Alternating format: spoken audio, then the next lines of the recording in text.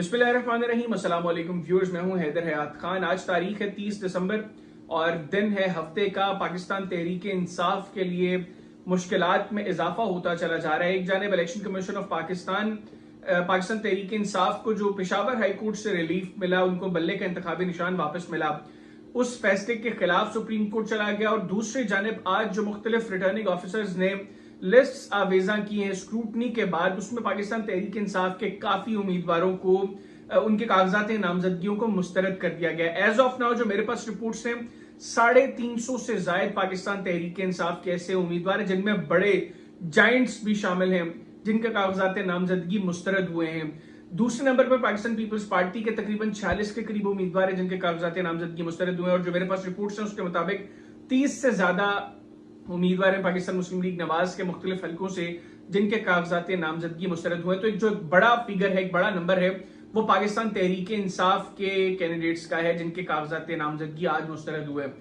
अच्छा, जो हलके जहां पर कागजात नामजदगी ज्यादा लोगों के एक्सेप्ट हुए, मैं अप्रिशिएट करूंगा, वो नारोवाल का हलका है एहसन इकबाल साहब का, जहां पर ज्यादा लोगों के कागजात नामजदगी मुस्तरद नहीं हुए। कम लोगों के मुस्तरद हुए, इक्का दुक्का लोगों के मुस्तरद हुए हैं। मेजॉरिटी जो लोग हैं उनके कागजात नामजदगी उस हल्के से एक्सेप्ट हुए हैं।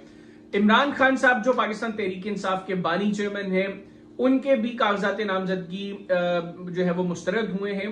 और अगर हम पंजाब में बड़े पाकिस्तान तहरीक इंसाफ के फॉर्मर जो उनके मिनिस्टर्स हैं या अभी जो एस्पिरेंट्स हैं, टिकट एस्पिरेंट्स, उनकी बात करें, फवाद चौधरी साहब के कागजात नामजदगी मुस्तरद हो गए, शौकत बसरा साहब के कागजात नामजदगी मुस्तरद हुए, खुरम लतीफ खोसा साहब के, जो लतीफ खोसा साहब के साहबजादे हैं, उनके कागजात नामजदगी मुस्तरद हो गए। सिमिलरली बहावलपुर से पाकिस्तान तहरीक इंसाफ के कैंडिडेट्स के कागजात नामजदगी मुस्तरद हुए, राजनपुर से मुस्तरद हुए। तो मेजॉरिटी जो वो पाकिस्तान तहरीक इंसाफ के कैंडिडेट्स हैं जिनके बारे में ये ख्याल किया जा सकता है कि ये इलेक्शन में एक अच्छी फाइट दे सकते हैं। मैं ये नहीं कहूंगा कि जीत सकते हैं, अच्छी फाइट दे सकते हैं। इलेक्शन डे पे डिसाइड होगा बेसिकली कि कौन जीतता है कौन हारता है, लेकिन जिनकी पोजीशन बहुत मुस्तहकम है अपने हलकों में, उनमें मेजॉरिटी लोगों के कागजात नामजदगी मुस्तरद हो गए हैं। अब पाकिस्तान तहरीक इंसाफ के जो उम्मीदवारान हैं वो डेफिनेटली अपील्स में जाएंगे और वहां से उनको ये उम्मीद होगी कि वहां से उनको किसी तरह का कोई रिलीफ मिले, क्योंकि सियासत में बहुत सी चीजें देखनी पड़ती हैं, खासतौर पे जो शहरों से हटकर जो रूरल एरियाज की पॉलिटिक्स है, जो अर्बन एरियाज की पॉलिटिक्स और रूरल एरियाज की पॉलिटिक्स में बड़ा फर्क है। जो सियासी खानदान रूरल एरियाज में बैठे हुए हैं वो उन्होंने बड़ा कुछ देखना होता है कि हम एक इलेक्शन से आउट हो जाएं तो उसके बाद फिर रिजल्ट्स क्या होंगे। मैं एक बड़ा इंटरेस्टिंग वाकया आपके साथ कोट करता हूं ननकाना साहब से। वहां पर पाकिस्तान मुस्लिम लीग नवाज के साबिका मेंबर सूबाई असेंबली जमील हसन खान साहब जो बड़े मशहूर हुए जब उनको तालिबान ने किडनैप किया और बाद जो है वो कुछ पैसे देके वहां से वो रिलीज हुए। गुड खान साहब जो है वो आ गए थे पाकिस्तान तहरीक इंसाफ के अंदर, और अभी जब पहले इलेक्शंस अनाउंस हुए तो उस वक्त गुड खान साहब को ननकाना साहब से सूबाई असेंबली का टिकट भी मिला। फिर वो 9 मई के वाकये के बाद वो गायब हो गए और बाद में चंद रोज कबल वो हल्के में वापस आए, उन्होंने कागजात नामजदगी जमा करवाए। आरओ की जानिब से जमील हसन गुड खान साहब को फोन आता है कि आपके सिग्नेचर्स में कुछ इश्यूज है, आप काइंडली ऑफिस आए और आकर ये सिग्नेचर्स दोबारा कर दें ताकि मैं आपके पेपर्स के हवाले से जो भी फैसला करना है वो कर सकूं। जमील हसन गुड खान साहब जाते हैं आरओ के ऑफिस और वहां से उनको अरेस्ट कर लिया जाता है।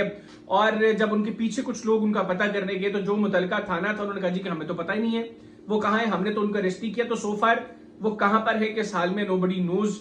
और एक्सपेक्ट ये किया जा रहा है कि आने वाले चंद दिनों में शायद उनकी कोई प्रेस कॉन्फ्रेंस आ जाए जिसमें वो पॉसिबली पाकिस्तान तहरीक इंसाफ छोड़ सकते हैं। तो ये भी हो रहा है मुख्तलिफ हलकों के अंदर, इस तरह के टैक्टिक्स भी यूज किए जा रहे हैं पाकिस्तान तहरीक इंसाफ को इस इलेक्शन से दूर रखने के लिए। पब्लिक की बात करें, नो डाउट हम जितने ऑनलाइन सर्वेज की बात कर लें, मेजॉरिटी सर्वेज में पाकिस्तान तहरीक इंसाफ लीडिंग पोजीशन में है। मैं ऑनलाइन सर्वेज को हतमी इसलिए नहीं कहता क्योंकि बहुत सा पाकिस्तान का ऐसा इलाका है जो लोग ऑनलाइन सर्वेज में शामिल नहीं होते, खासतौर पे मतलब अगर हम साउथ की तरफ चले जाएं पंजाब में, फिर हम आगे इंटीरियर सिंध में चले जाएं, सिमिलरली हम केपीके में या बलूचिस्तान के अंदर चले जाएं, तो वहां पे बहुत से लोग हैं जो इंटरनेट यूज नहीं करते इस तरीके से कि वो ऑनलाइन सर्वेज में आए, ऑनलाइन सर्वेज का हिस्सा बने। तो मेजॉरिटी लोग जो इन सर्वेज का हिस्सा बनते हैं या तो वो पढ़ी लिखी क्लास है या फिर जो अर्बन एरियाज में रहने वाले लोग हैं वो ज्यादा इस तरह के सर्वेज में हिस्सा लेते हैं। और अर्बन एरियाज में पाकिस्तान तहरीक इंसाफ की पोजीशन बहुत मजबूत है और ऑनलाइन सर्वेज में पाकिस्तान तहरीक इंसाफ ऑलमोस्ट हर दूसरे सर्वे के अंदर लीडिंग पोजीशन में है। अब ये जो कागजात नामजदगियां मुस्तरद हुई हैं, इनके बाद अब देखते हैं कि मामला अब किस तरफ जाते हैं, किस तरह इनको परमिशन मिलती है या नहीं मिलती है, इलेक्शन लड़ पाते हैं या नहीं लड़ पाते, और नहीं लड़ पाते तो फिर पाकिस्तान तहरीक इंसाफ ने जो इतने बड़ी तादाद में कागजात नामजदगियां जमा कर रहे हैं, फिर कौन होगा जो एक मेन कैंडिडेट नहीं तो उसके काउंटर में कवर कैंडिडेट कौन पाकिस्तान तहरीक इंसाफ का जो है वो लॉन्च होता है। और फिर दूसरी बड़ी चीज जो कल पाकिस्तान तहरीक इंसाफ के सीनियर लीडर्स ने एक प्रेस कॉन्फ्रेंस भी की, जिससे ये लग रहा है कि उनको इस बात का खदशा है कि सुप्रीम कोर्ट से उनको रिलीफ ना मिले और बल्ले का इंतखाबी निशान उनसे छिन सकता है। अगर उनसे बल्ले का इंतखाबी निशान छिनता है तो पाकिस्तान तहरीक इंसाफ के पास प्लान बी क्या होगा? क्या पाकिस्तान तहरीक इंसाफ अपने कैंडिडेट्स को आजाद हैसियत में मैदान में उतारेगी? क्योंकि ऐसा होगा तो फिर बहुत से लोग होंगे जो पाकिस्तान तहरीक इंसाफ का टैग लगा के इलेक्शंस में चले जाएंगे और उसमें पाकिस्तान तहरीक इंसाफ का जो वोट है वो डिवाइड हो जाएगा।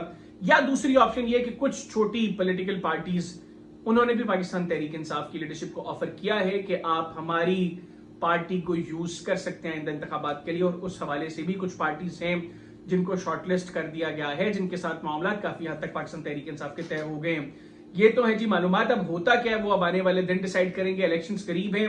और इस वक्त मैं फिर कहूंगा कि ऑनलाइन सर्वेज में तो पीटीआई लीड कर रही है। ग्राउंड रियलिटी क्या है वो तो 8 फरवरी को इंतखाबात होते हैं तो 8 फरवरी की शाम को रिजल्ट्स काफी हद तक क्लियर हो जाएंगे। पाकिस्तान तहरीक इंसाफ इस वक्त पाकिस्तान की तमाम बड़ी पॉलिटिकल पार्टीज के लिए दर्द सर बनी हुई है। अब वो नॉकआउट हो पाती है इलेक्शन से या नहीं, अवाम किसको चूज करते हैं आने वाले दिन बताएंगे। मुझे दीजिए इजाजत, अल्लाह हाफिज। पाकिस्तान जिंदाबाद।